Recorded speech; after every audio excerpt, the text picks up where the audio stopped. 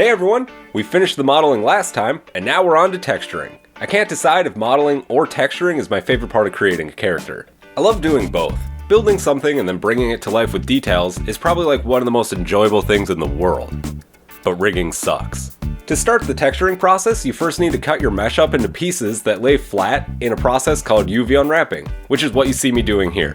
UV unwrapping can appear difficult, but generally it really doesn't matter. Cut it up however it works for you. A lot of times you can just throw some random cuts in there and it works surprisingly. Of course, depending on your project, there can be some limitations, but typically it's pretty straightforward and easy with some practice. Like last time Lapse, I'ma just chime in whenever I have something to say. Okay, bye for now.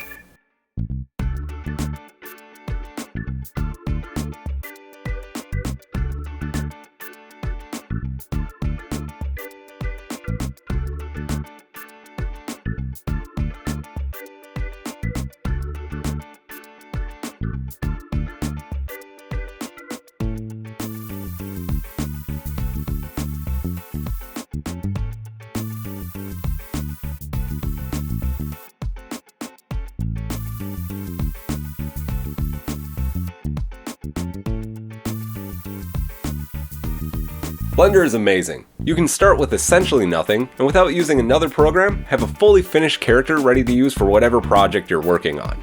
Creating textures for your character's eyes can sometimes be one of the most difficult parts. Since Blender's node system is absolutely amazing, I thought it'd be fun to show how to use nodes to make a character's eye texture. We'll go over this in detail during the tutorial. Should be really fun and interesting. So yeah, Blender's node system is great. I suggest taking the time to mess around with it. Even more so now, since Blender seems to be trending towards a more node-based workflow. The geometry node system is in the works, which I'm pretty excited for.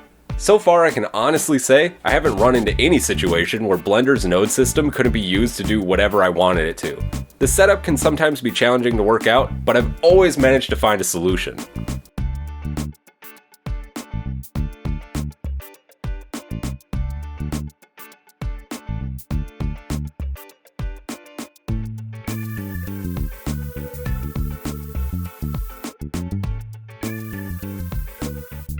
After the eye textures were finished, I just made a bunch of basic materials to paint the model with, and then organized my UVs onto textures and baked out some basic color textures. Since my goal is to do all the texturing in Blender, I used gradients for a few of the objects wherever it made sense, so incorporating them into the nodes seemed to be a good idea.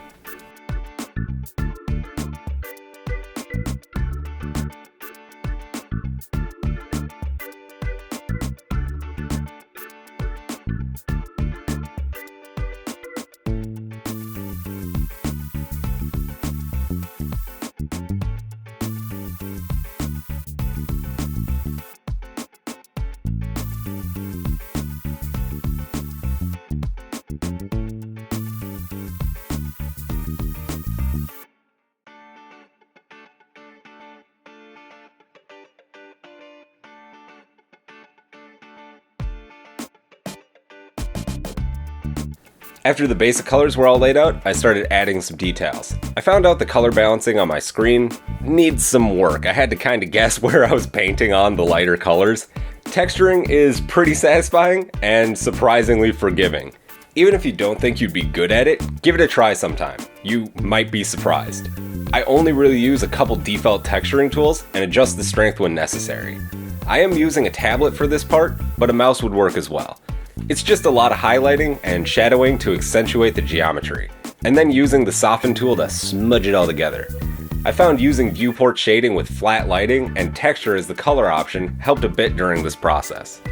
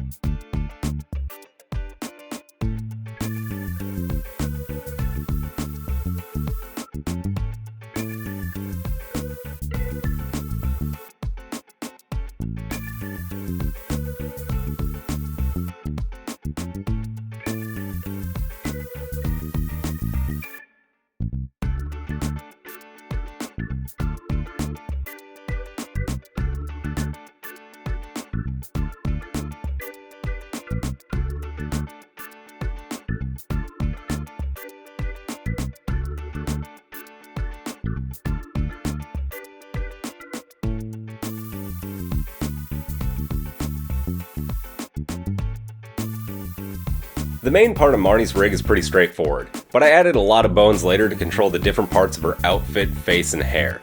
So without custom bone appearances, it looks like a mess of bones near the end. I generally don't spend too much time beautifying my rigs. For the most part, I use Blender's automatic weights to get the model moving, and then adjusted by hand, just whatever wasn't working how I wanted.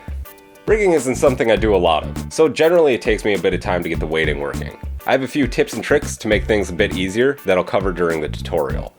Her coat was probably the most difficult part to weight paint on account of the multiple overlapping layers. All the little details on her coat I painted by hand, but there's a quick and easy way to get these to stick to the coat pretty well with modifiers, so we'll go over that as well in the tutorial. Having more bones means more options while posing your model, but it can also make rigging more difficult, so like anything else, it's a bit of a balancing act.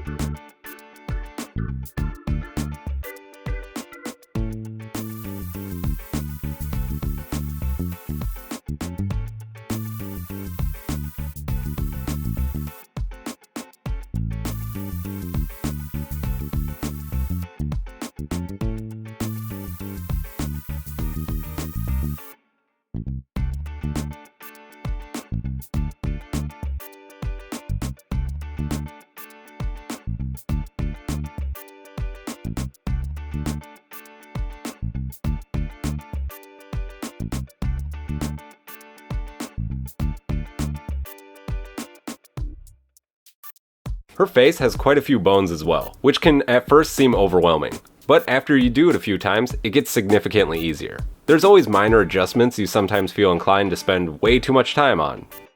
Maybe that's just me. I usually discover issues and have to go back and make more adjustments once I try to pose my model. It's all part of the process.